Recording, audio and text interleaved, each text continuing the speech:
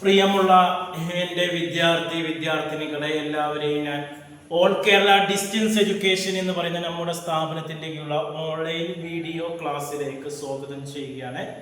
ഇന്ന് ഞാൻ നിങ്ങൾക്ക് മുമ്പിൽ പ്രസന്റ് ചെയ്യുന്നത് +2 ഹ്യൂമാനിറ്റീസിൻ്റെ സോഷ്യോളജിയുടെ ന്യൂ സിലബസ് അനുസരിച്ചുള്ള ക്ലാസ്സാണ്.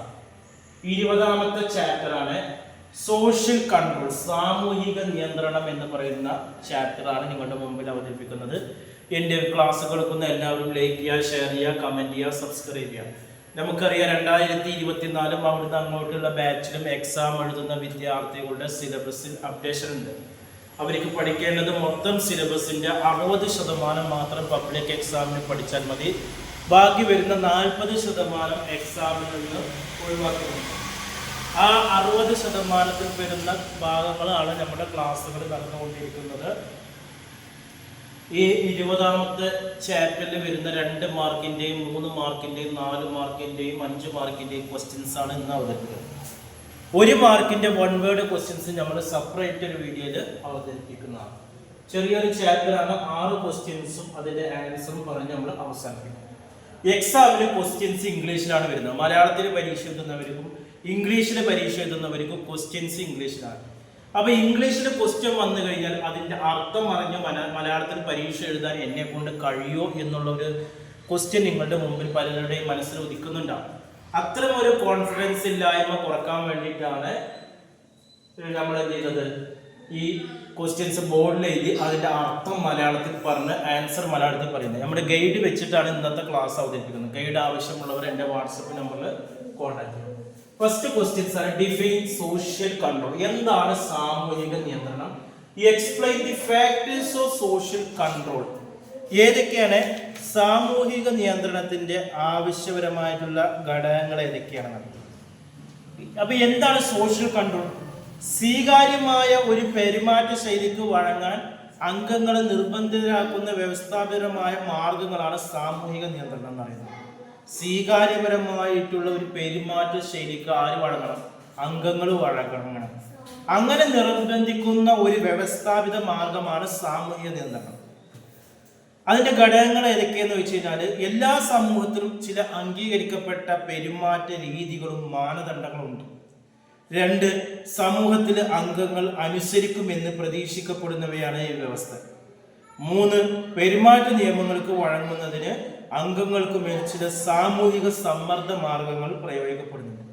4, സാമൂഹിക നിയന്ത്രണം സ്വയം നിയന്ത്രണമാണ്. 5, സംസ്കാരത്തെ സംബന്ധിച്ചിടത്തോളം അത്തരം വ്യവസ്ഥകൾ വളരെ വിലമതിക്കപ്പെട്ടതാണ്. 6, വ്യവസ്ഥകളോട് വ്യക്തികൾ ഇണങ്ങുന്നത് സ്വമനസ്സാലെയാണ്. 7, സാമൂഹിക നിയന്ത്രണത്തിന്റെ വ്യാപ്തി വിപുലമാണ്. 8, സമൂഹത്തിൽ ഉണ്ടാകുന്ന മാറ്റങ്ങൾക്ക് അനുസൃതമായി സാമൂഹ്യ നിയന്ത്രണത്തിലും മാറ്റങ്ങൾ ഉണ്ടാകാം എന്നതാണ് പറയുന്നത്. ഇനി അടുത്ത ചോദ്യം, why do we need social control? ഈ സാമൂഹ്യ നിയന്ത്രണത്തിന്റെ ആവശ്യകത എന്തൊക്കെയാണ്? സ്വീകാര്യമായ ഒരു പെരുമാറ്റ ശൈലിക്ക് അംഗങ്ങളെ വഴങ്ങാൻ പ്രാപ്തരാക്കുന്ന രീതിയാണ് സാമൂഹിക നിയന്ത്രണം എന്ന് നമ്മൾ പറഞ്ഞു. അതിന്റെ ആവശ്യകത എന്ന് പറഞ്ഞാൽ സാമൂഹിക ക്രമം പാലിക്കുന്നതിന് സഹായിക്കുന്നുണ്ട്, സാമൂഹിക ഐക്യം സ്ഥാപിക്കാൻ സഹായിക്കുന്നുണ്ട്, വ്യക്തികളുടെ പെരുമാറ്റം നിയന്ത്രിക്കാൻ സഹായിക്കുന്നുണ്ട്, സാമൂഹികപരമായ വിലക്കുകൾ ഏർപ്പെടുത്താൻ സഹായിക്കുന്നുണ്ട്, സാംസ്കാരികപരമായിട്ടുള്ള പൊരുത്തക്കേടുകൾ ഇല്ലാതാക്കാനൊക്കെ നമുക്ക് സാമൂഹിക നിയന്ത്രണം ആവശ്യമാണ്. ഇനി അടുത്ത ക്വസ്റ്റ്യൻസ് ആണ്, distinguish between formal and informal means of social control. അനൗപചാരിക സാമൂഹിക നിയന്ത്രണങ്ങളും ഔപചാരിക സാമൂഹിക നിയന്ത്രണവും തമ്മിൽ വ്യത്യാസം എന്താണ് ഇൻഫോർമൽ എന്ന് പറയുന്നത്?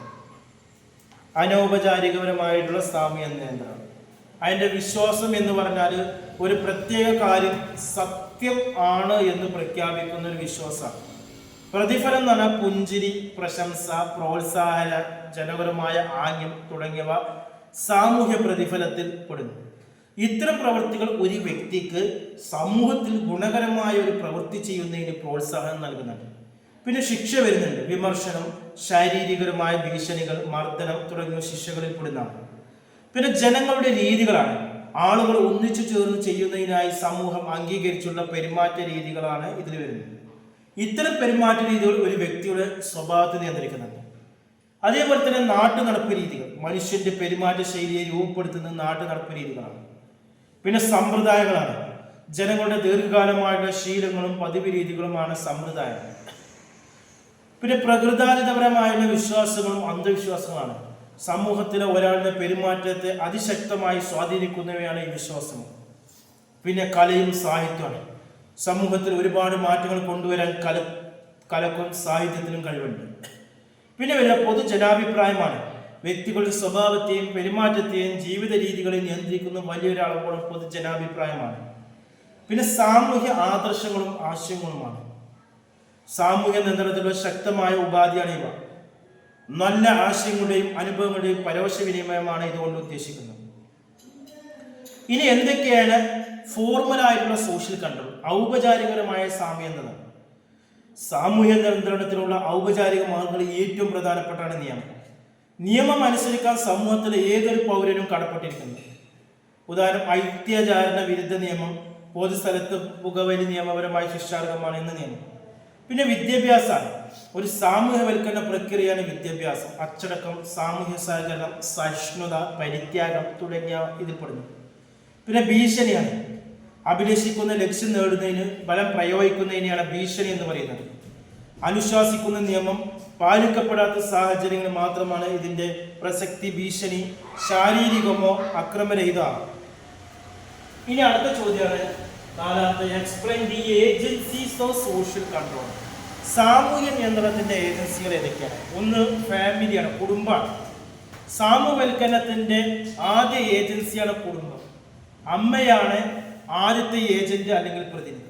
കുടുംബത്തിൽ നിന്നാണ് ഒരാൾ സംസാരം, അതേപോലെ തന്നെ ഭാഷ എന്നിവ പഠിക്കുന്നത്. സഹകരണത്തിന്റെയും സഹിഷ്ണുതയുടെയും സ്വയം സമർപ്പണത്തിന്റെയും സ്നേഹത്തിന്റെയും ആദ്യ പാഠങ്ങൾ കുഞ്ഞു ലഭിക്കുന്നത് കുടുംബത്തിൽ നിന്നാണ്.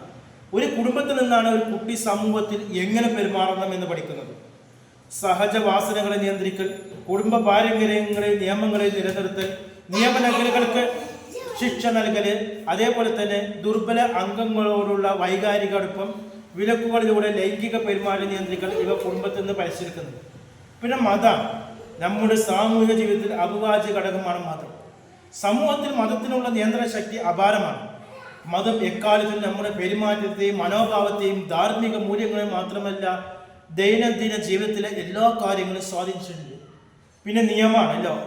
ആധുനിക സമൂഹത്തിൽ സാമൂഹ്യ നിയന്ത്രണത്തിന് ഏറ്റവും ശക്തപരമായ ഔപചാരിക ഉപാധിയാണ് നിയമം. രാഷ്ട്രീയ സംഘടന നിലനിൽക്കുന്ന സമൂഹങ്ങളിൽ മാത്രമേ നിയമങ്ങൾ പ്രാബല്യത്തിൽ ഉണ്ടാവുള്ളൂ. നിയമങ്ങൾ അനുസരിക്കൽ ഏതൊരു പൗരന്റെയും കർമ്മമാണ്. പിന്നെ പബ്ലിക് ഒപ്പീനിയൻ, പൊതുജനാഭിപ്രായം. പൊതുജനം അവരുടെ സാധാരണ ജീവിതത്തിൽ ചിന്തിക്കുന്നതിനെയാണ് പൊതുജനാഭിപ്രായം എന്ന് പറയുന്നത്. ഓരോ വ്യക്തികളും പൊതുജനാഭിപ്രായത്തിന് അനുസൃതമായ സമൂഹത്തിൽ പെരുമാറാൻ ശ്രദ്ധിക്കുന്നുണ്ട്. അതിനാൽ പൊതുജനാഭിപ്രായത്തിന് വ്യക്തികളുടെ മേൽ അല്ലെങ്കിൽ സമൂഹത്തിൻ്റെ മേൽ സ്വാധീനം പുലർത്താൻ കഴിയും. പിന്നെ വരുന്നതാണ് വിദ്യാഭ്യാസം. പ്രകൃതിദത്തമായ തൻ്റെ കഴിവുകൾ, ബുദ്ധിശക്തി തുടങ്ങിയ ഉപയോഗിക്കാൻ വിദ്യാഭ്യാസം മനുഷ്യനെ പഠിപ്പിക്കുന്നുണ്ട്. വിദ്യാഭ്യാസം വഴിയായി സമൂഹത്തിലെ ഓരോ വ്യക്തിയുടെയും മേൽ നിയന്ത്രണം ഉണ്ടാകും. ഇനി അടുത്ത അഞ്ചാമത്തെ ക്വസ്റ്റ്യൻസ് ആണ്, explain the rule of state ആണ്. സാമൂഹ്യ നിയന്ത്രണത്തിൽ രാഷ്ട്രം വഹിക്കുന്ന പങ്ക് എന്താണ്? രാഷ്ട്രത്തിൻ്റെ ഔപചാരിക സാമൂഹ്യ നിയന്ത്രണത്തിൻ്റെ ഘടകങ്ങളാണ് നിയമം, ശിക്ഷകൾ, വിദ്യാഭ്യാസം എന്നിവ. പുരാതന സമൂഹങ്ങളിൽ വ്യക്തികളുടെയും സമൂഹത്തിനെയും നിയന്ത്രിക്കാൻ കൂടുതൽ ഉപയോഗിച്ചിരുന്നത് അനൗപചാരിക സാമൂഹ്യ നിയന്ത്രണങ്ങളാണ്. എന്നാൽ ഇന്നത്തെ വ്യവസായ നഗരങ്ങളിൽ ഇത്തരം ആചാരങ്ങൾക്കും മൂല്യങ്ങൾക്കും പ്രാധാന്യം കുറഞ്ഞു. ജനങ്ങൾ പരസ്പരം മത്സര ബുദ്ധിയോടുകൂടി ജീവിക്കുന്നവരാണ്. തന്മൂലം വഴക്കുകളും ലഹളകളും വളരെ അധികമാണ്. ഇത്തരം സാഹചര്യത്തിൽ സാമൂഹ്യ നിയന്ത്രണത്തിൽ ഔപചാരിക സാമൂഹ്യ നിയന്ത്രണം കൂടിയെത്തിയിരുന്നു. ലാസ്റ്റ് ക്വസ്റ്റ്യൻ ആണ്, explain the rule of family and neighbourhood in social control. സാമൂഹ്യ നിയന്ത്രണത്തിൽ കുടുംബത്തിൻ്റെയും അയൽപക്കത്തിൻ്റെയും പങ്കെന്താണ്? ആൻസർ, കുടുംബവും അയൽക്കാരും ഓരോ വ്യക്തികൾ ജീവിക്കുന്ന സാഹചര്യങ്ങളും സാമൂഹ്യവൽക്കരണങ്ങളിൽ ഏറ്റവും സാമൂഹ്യ നിയന്ത്രണത്തിൽ സഹായിക്കുന്നു. കുടുംബമാണ് വ്യക്തികളുടെ സാമൂഹ്യവൽക്കരണത്തിൽ ഏറ്റവും കൂടുതൽ പങ്കുവയ്ക്കുന്നത്. നമ്മുടെ പാരമ്പര്യങ്ങളും സംസ്കാരങ്ങളും ആചാരങ്ങളും തലമുറകളിലേക്ക് കൈമാറ്റം ചെയ്യുന്നതിൽ കുടുംബത്തിൻ്റെ പങ്ക് വളരെ വലുതാണ്. അനൗപചാരികപരമായ സാമൂഹ്യ നിയന്ത്രണം കൊണ്ടുവരുന്നതിന് കുടുംബവും അയൽപക്കവും വളരെയധികം സഹായിക്കുന്നുണ്ട്. ഗ്രാമങ്ങളിലെയും നഗരങ്ങളിലെയും അയൽപക്കും ജീവിത സാഹചര്യം വ്യത്യസ്തമാണ്. ഗ്രാമങ്ങളിൽ നേരിട്ടുള്ള വ്യക്തിപരമായ ഒരു അടുപ്പം വ്യക്തികൾ തമ്മിൽ ഉണ്ടായിരിക്കും. ഇത് അഭിപ്രായപരമായ ഒരു അടുപ്പം വ്യക്തികൾ തമ്മിൽ ഉണ്ടായിരിക്കും. ഇത് അഭിപ്രായങ്ങൾ തുറന്നു പറയുന്നതിനും പരസ്പരം വിമർശിക്കാനുള്ള അവസരം നൽകുന്നു. ഇത്തരം സാഹചര്യങ്ങൾ ജനങ്ങൾക്ക് തെറ്റ് മനസ്സിലാക്കി പെരുമാറാൻ സഹായിക്കുന്നു.